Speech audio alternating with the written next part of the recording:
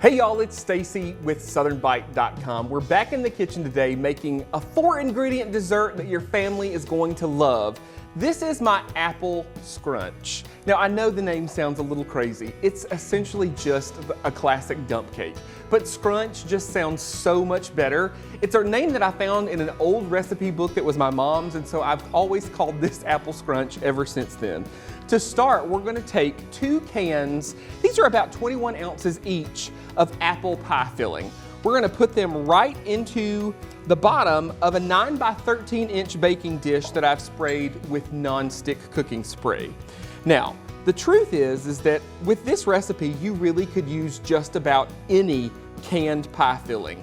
If you wanted to do strawberry, cherry, blueberry, whatever it is, all you'd need to do is find similarly sized cans of your favorite pie filling and you can use them, just replace them in the recipe. Next, I'm going to add cake mix. Now this is a 15.25 ounce box of either a yellow, a golden, or a butter cake mix. We're just gonna sprinkle this right on the top.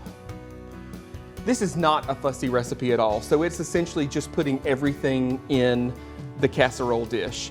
I've got 2 sticks or 1 cup of unsalted butter that I've melted. We're just gonna pour this right on the top.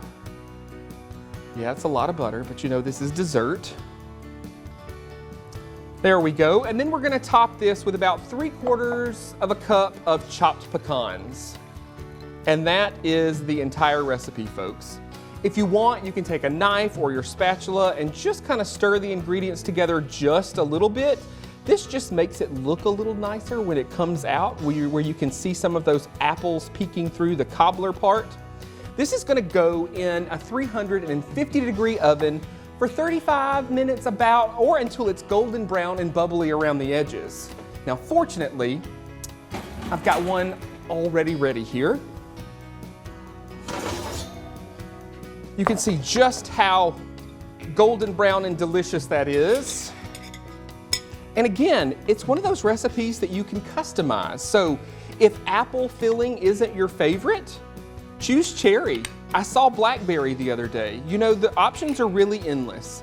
It's easy, it's quick, it's super delicious, and I guarantee your family's gonna love this.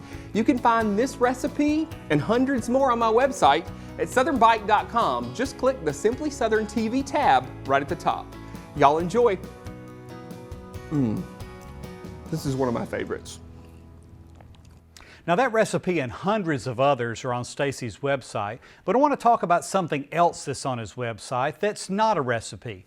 As you and I both know, Stacey and his wife Heather are building a new house. They are, and if you tried to build a house in 2021, you know about the trouble caused by the pandemic, high lumber prices, and a shortage of supplies. But they're making progress. They are, but in telling about their new house and the new state-of-the-art test kitchen that they're also building, Stacey tells the fascinating story of how Southern Bite came about.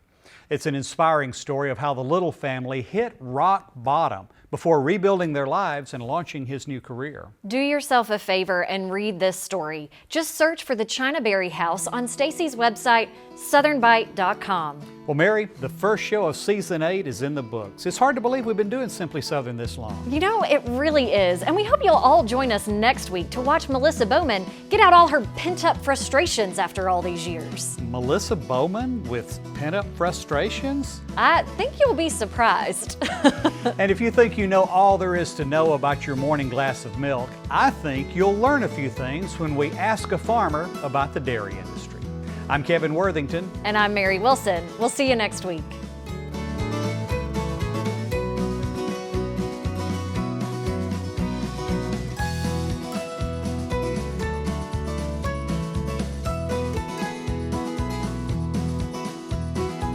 Simply Southern is produced by the Alabama Farmers Federation and made possible with the support of Alabama Farmers Cooperative and these sponsors.